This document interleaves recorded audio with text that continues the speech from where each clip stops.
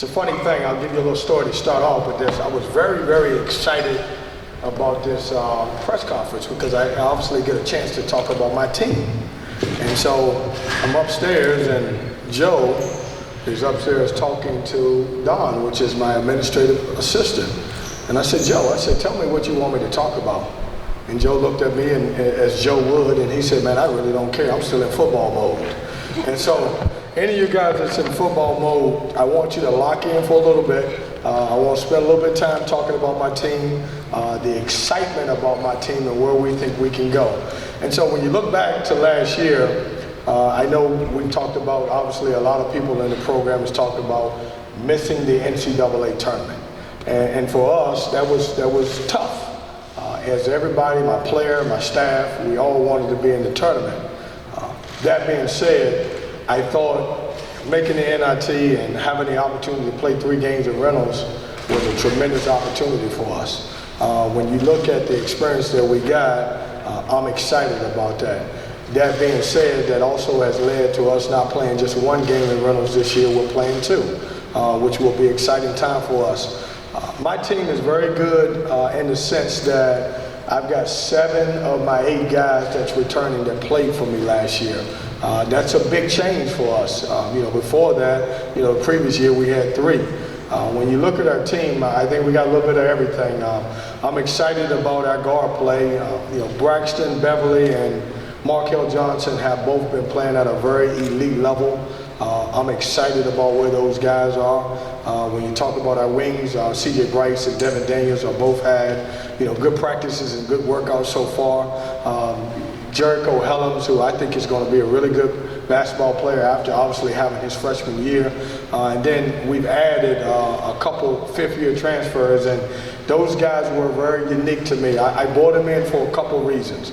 Number one, we've had a lot of success with 5th-year transfers. But number 2, they were also good ping pong players, and I needed somebody to challenge them. When you talk about Andrews, and I'm talking about him because I know you guys don't know much about him, he is as good a shooter that I've seen in a long time. What makes him special is he's 6'8", and he has the ability to get a shot off against anybody. Danny Dixon will kind of remind you guys a lot of Wyatt Walker, except he won't have the man bun. So don't be disappointed about that part of it. But I think Danny will do a tremendous job for us. And then the young man that you guys didn't have a chance to watch play, Manny Bates, we think he has a chance to be really good.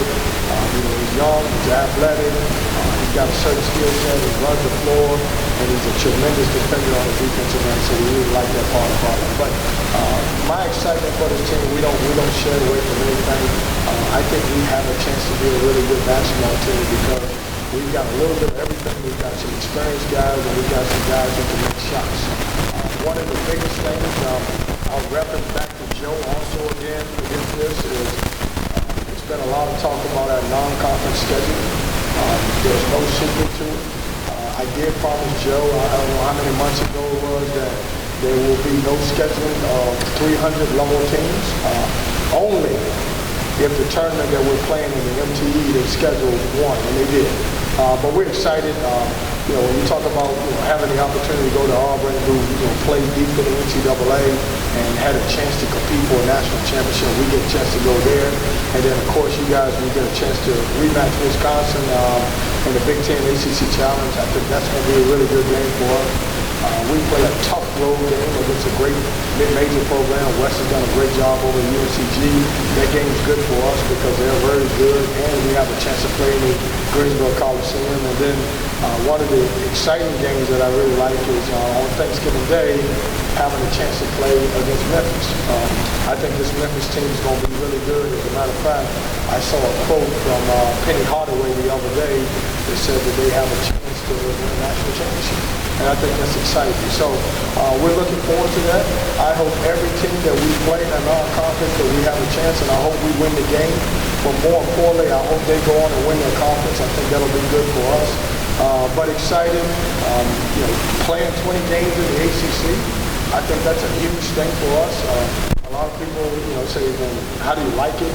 I think it's great. I think that we get the opportunity to play against some of the best guys on our home floor and away. we're opening up for the first time ever in a long time. I shouldn't say ever because I know Tim will come with something else about that, but we're opening up against an ACC team and on November 5th, and I think that'll be exciting times. I want to make sure that I invite everybody out to Prime Time with the Pack. That's going to be October 18th, am I right on that? On a Friday, and so there should be some excitement about that. So I'll open the floor for questions. Kevin, with Markel, did you go back and kind of sit down with him and show him the last, 9, 10 games where he was your best player and took over some games for you and just kind of explain to him, this is who I need you to be from A to Z this season? Yeah, Joe, I didn't really go back to the last 8 to 10 games. I kind of went back the whole entire season. He's a guy that if we're going to be good, he has to be a really good basketball player. I think he's one of the top 5 players in the ACC this year. That being said, he has to figure out, and we have to figure out how to get him to play 2 halves. I thought in some games he was tremendous in the first half, and then you didn't hear much about him, and then he took over the games a lot, especially when we needed it. I go back to the ACC tournament game against Clemson. He was tremendous. We were down 16, and without the play of Markel Johnson, we don't win the game. But I have to get consistent play from my point guard.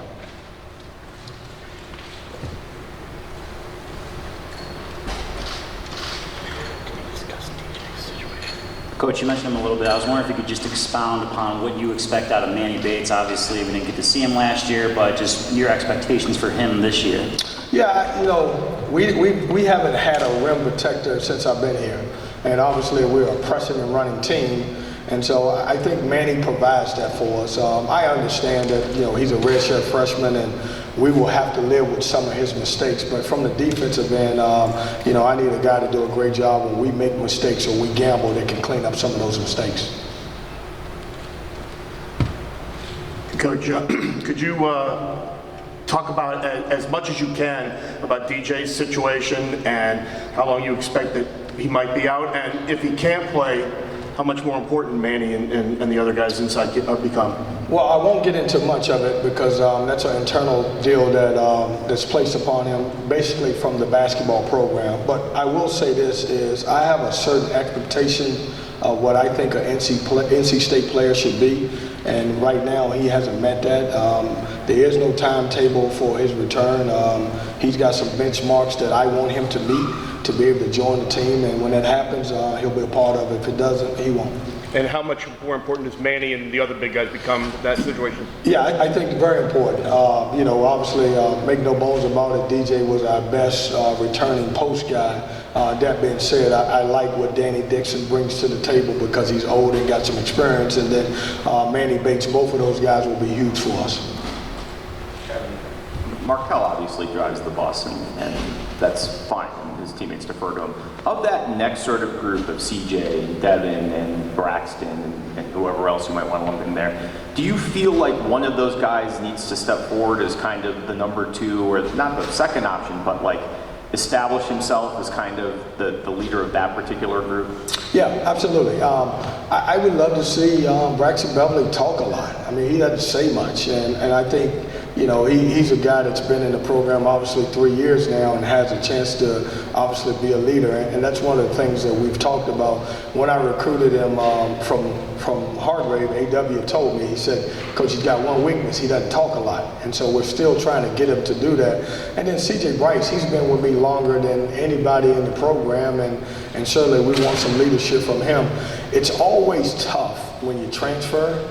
Because you're coming into a program that's already, especially when you transfer from a mid-major conference to a high-major conference, it's always tough to come in and try to be a leader. And I'm saying, hey, you've been here for a couple years now, we need you to step up. So I would say those 2 guys. Just to follow up on DJ, what is he allowed to do, I guess, with the program right now, and what are you keeping him away from? Yeah, so right now he's not allowed to do anything basketball related. He's to maintain academics. He's allowed to come in this building and work out, but as far as anything team related, we don't have him involved. Coach, just want to ask you as well about the new players that you have on this team. Obviously, as you mentioned, you have a lot of grad transfers, but you have some true freshmen coming in too, and then Even Atticus Taylor, a guy that's coming in as a grad transfer, but has several years of eligibility from JUCO. Just your thoughts on those guys coming in and adding a lot to this team as well. Yeah, I like, when you look at Darion Sebron and Atticus Taylor, I think both of those guys bring a lot of athletic ability to our program, something that we haven't had in the last couple of years, especially with young guys. That being said, they're coming into a program a little different than we had a couple years ago when I took the job, where we now have veterans. So I expect both of those guys to be able to come in and play, but I wouldn't imagine them being in any type of starter role. I think they can both help us a lot. When you look at those guys, most times freshmen help you more on the defensive end, or obviously just how hard they play, and I think both of those guys have embraced that.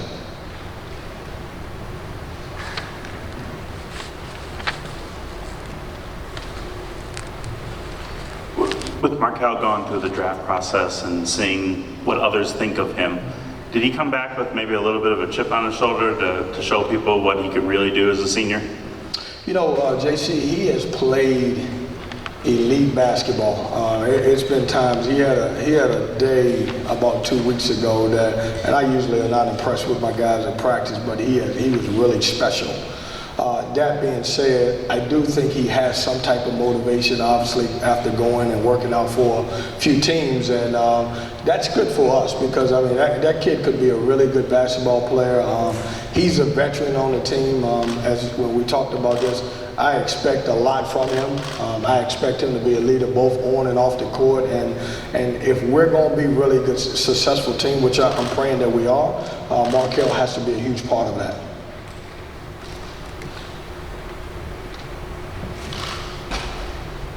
You guys got it? Good, thanks guys.